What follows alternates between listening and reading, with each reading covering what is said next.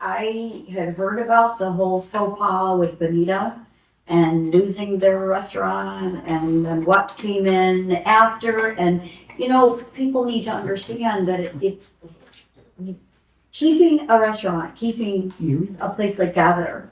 If we lose that, it's a trickle down effect. Absolutely. It affects everything. Absolutely. I don't know if people think about that, so. So every metric to Gather, you asked about Gather, was 97, 99% good. Good. That has nothing to do with their contract. That means that we love them as a community. So we should try and figure out to make sure that we can keep some. When is their contract? Wasn't it supposed to be signed? I don't know what state it's in now. I know it was extended while they're negotiating. Troy, financially, would you pay more to keep them than you think? Like, if there was a better contract that was at a better price, would you be willing, would the board be willing to pay more to keep Gather?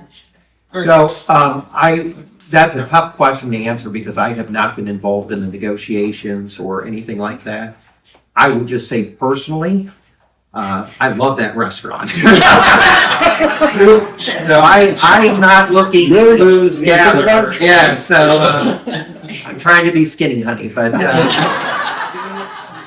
so I'm a big fan of Gather in that group, so that's where my head's at. But I do think that we are paying, because I've seen the financials, you have as well, we're paying extra to have that restaurant. And so we have to decide, are we paying the right amount? Should we be paying a little bit less? Should we be increasing the minimums a little bit? So there's a lot of nuances to that I know the board, before I joined, have been working on and going through some very, I think, thoughtful negotiations with them, which is why it's taking longer. I think it's very good. My understanding is it's a very good relationship between the owner of Gather and the board and the conversation. So I don't think anybody's talking about, hey, this isn't going to work. I think they're working to make it work. But that doesn't mean that there's not a way to do it that's a little bit less financially of a burden for the community members. So hopefully we can find a win-win. Will it, Oh, yeah, go will ahead, it be up Nancy. to this new board to work with them? Will the contract be extended where I don't this know. new board will be working? Do you know? I would imagine it depends upon when they finalize the contract. If it's not finalized before the new board takes over, I would imagine they pick it up from there. Yeah. So. Troy, we get to see their financials from Gather? I believe that the board has had insights into the financials. Well, I just wonder, if we're subsidizing them, and we don't see their financials. Is the owner making a killing that we don't know about?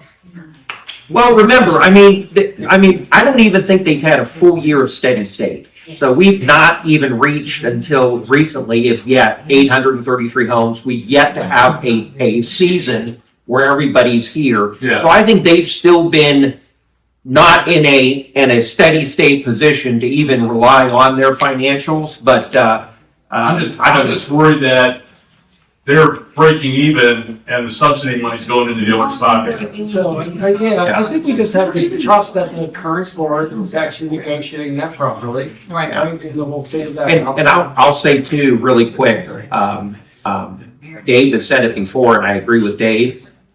If you want somebody to negotiate your contract, you want Marion in their negotiating contract. So she's going to do a good job with that. So I'd say she's going to be digging into it.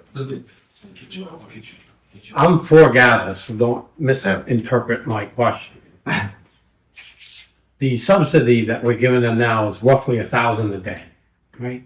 375,000 a year or I think something like I think that. it's 300,000 a year. Yeah. If I'm not mistaken. Roughly. It's 1,000, yeah. But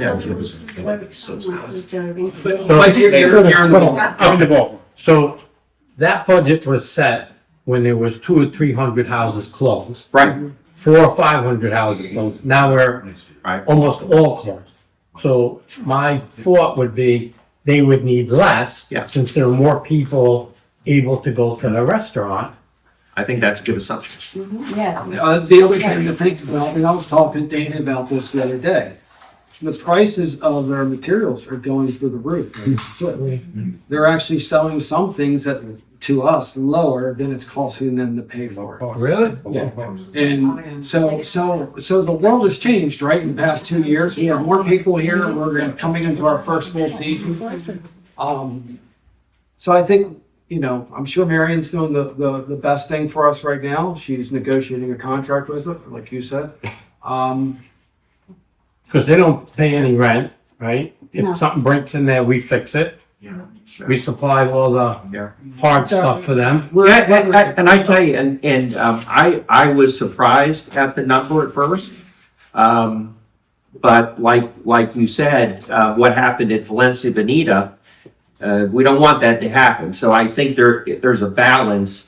And if I were going to open a restaurant, it probably wouldn't be inside of a gated community as my first location. So there's got to be some balance. But to your point, I think that we're in a different position than we were when they opened. And I know that those are the issues that the board and Marion are focused on right now when they're trying to negotiate a new deal. And while it's just a restaurant, we asked the question, how do you think the amenities affect your property value?